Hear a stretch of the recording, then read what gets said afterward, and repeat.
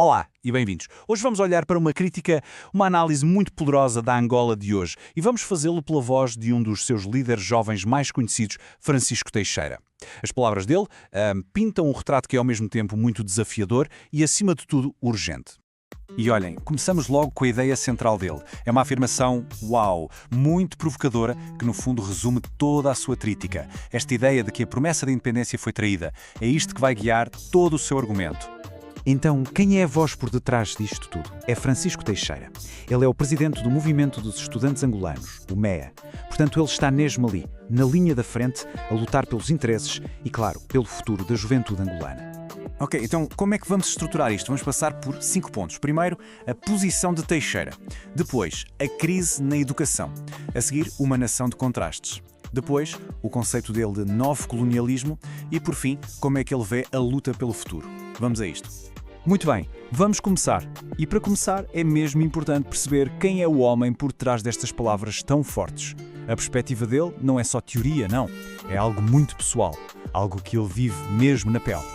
O Teixeira não é de todo um observador distante. Pelo contrário, é um ativista que já foi detido várias vezes por causa do seu trabalho.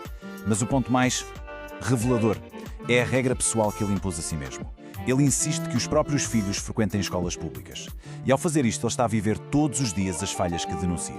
Ele até conta que a filha dele tinha de fazer xixi no corredor da escola porque simplesmente não havia casa de banho. E pronto, isto leva-nos direitinhos ao primeiro grande pilar da crítica dele. O estado que ele considera, bem, calamitoso do sistema de ensino público em Angola. E o número que ele apresenta é simplesmente avassalador. Estamos a falar, segundo ele, não de 1 ou 2 milhões, mas de 9 milhões de crianças fora do sistema de ensino. Ele sublinha uma coisa importante: não é que elas não queiram ir à escola, é que não podem mesmo. E mesmo para as crianças que conseguem ir, as condições são, segundo ele, chocantes. Veja-se este dado. De mais de 10 mil escolas públicas, só cerca de 13% é que têm água corrente, a falta de uma coisa tão básica como água. Imaginem as consequências. A linguagem que o Teixeira usa é muito crua, é verdade. Mas é porque a realidade que ele descreve também o é. Esta pergunta que ele faz é para sublinhar o quão absurdo e até perigoso é falar de higiene em escolas onde não há uma gota d'água. Para ele, isto é mais do que uma falha, é um ato de desumanidade. E a precariedade não fica por aqui de todo. Ele cita dados do próprio Ministério que apontam para a existência de 19 mil, e repito, 19 mil salas de aula debaixo de árvores. Dá para imaginar, se chove ou se há muito vento, simplesmente não há aulas. É este o estado da infraestrutura para milhões de alunos. Ok, agora vamos alargar um pouco o foco. Porque, para o Teixeira, esta crise na educação é, na verdade, apenas um sintoma. Um sintoma de uma doença muito maior. Uma sociedade que ele vê como completamente fraturada por uma desigualdade brutal. E este contraste que ele descreve é gritante.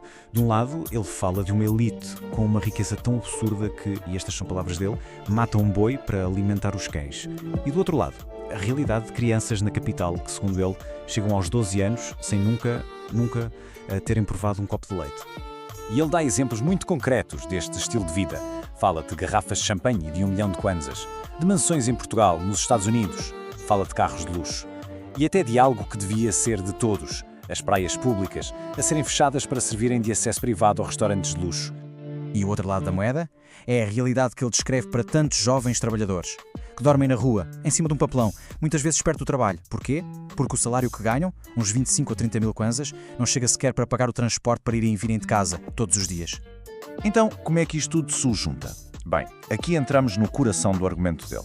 O Teixeira defende que esta desigualdade toda não é um acidente, de todo. É sim o resultado de um sistema que ele batizou de novo colonialismo. Mas o que é isso do novo colonizador? Bem, na visão dele, é a elite angolana que chegou ao poder depois da independência. E que, em vez de libertar o povo, o que fez foi replicar as mesmíssimas estruturas de exploração do passado. Só que agora, como ele diz, de preto para preto. Esta cronologia ajuda a perceber o argumento histórico dele. No passado, a luta era contra o colonizador branco, por dignidade, por direitos básicos, como ir à escola. Hoje, o que ele diz é que a luta é exatamente a mesma. Mas o adversário é outro, uma nova elite que, segundo ele, lhes nega precisamente as mesmas coisas. E a acusação que ele faz é pesadíssima. Ele descreve este novo colonizador como sendo até mais terrível, mais implacável. Porquê? Porque age sem os travões, sem as restrições externas que o antigo poder colonial tinha. E por isso, diz ele, manda bater, raptar e matar os seus próprios compatriotas. Então, perante este diagnóstico tão duro, qual é a proposta? Pelo que é que se luta? Segundo o Teixa, a luta não é por riqueza, não é por luxos. É por algo muito, mas muito mais básico e fundamental. E o ponto-chave é mesmo este.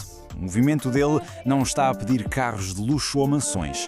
O que eles pedem é o básico do básico para se poder viver com um mínimo de dignidade. São, no fundo, os mesmos direitos pelos quais as gerações passadas lutaram na era colonial. E quando se olha para as exigências, percebe-se o quão simples e concretas elas são. O que é que eles querem? Água nas escolas, carteiras para os miúdos não se sentarem no chão, livros para aprender e casas de banho que funcionem. Quer dizer, são as coisas mais elementares de qualquer escola em qualquer parte do mundo. Para o Teixeira, são estes os pilares de dignidade que estão a ser negados. E tudo isto nos leva à pergunta final que ele deixa a pairar no ar. Angola está prestes a celebrar 50 anos de independência. E a questão dele é, perante este cenário, o que é que estamos, de facto, a celebrar? Para ele, está claro, não é um tempo de festa. É, antes de mais, um tempo para uma reflexão muito, muito profunda. E pronto, terminamos aqui esta análise que, como vimos, foi inteiramente baseada nas declarações públicas e nas entrevistas de Francisco Teixeira.